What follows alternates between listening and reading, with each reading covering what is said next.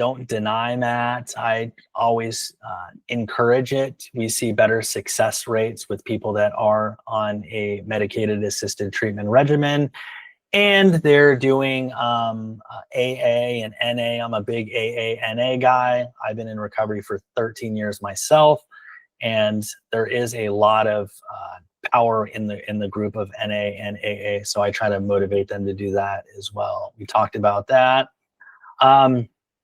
Let's get into some contracting and pay stuff.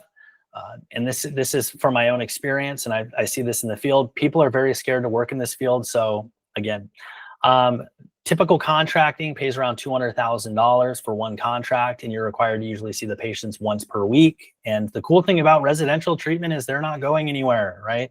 So sometimes I'll go into the residential at 7 p.m. Sometimes I'll go in at 7:30 a.m. Today I went in at 1 p.m., right? So that's cool. People get scared. I see on the forums all the time. They're like, oh, they want me to take call 24/7. And people are like, no, don't take that job. Respect your time, you know? But honestly, in the 5 years that I have 4 contracts, I have 4 rounding contracts. They're all about $200,000 a piece.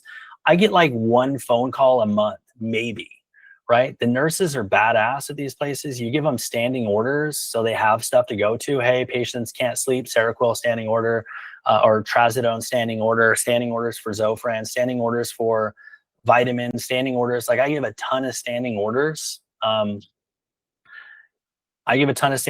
It makes my life very easy. And just like, here's a couple contracts. I'm just showing you guys these so you kind of have an understanding what they look like. This is one from Camelback, one from Fountain Hills. Sometimes you're paid per patient, right? So 40 clients total. There's always 40 clients there. Pay me $200,000 there.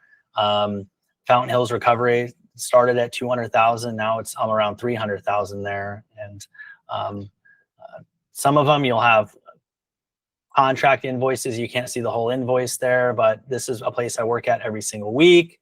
And you get paid an automatic 12 hours for just showing up, which is great. 10 hours, I worked at one of their campuses, but you know, that's $250,000 there a year. Again, knowing how to manage the time and knowing that, you know, being on call 24/7 isn't actually like that as bad as it sounds, although people think so. Talked about standing orders, increasing income through holding multiple rounding contracts.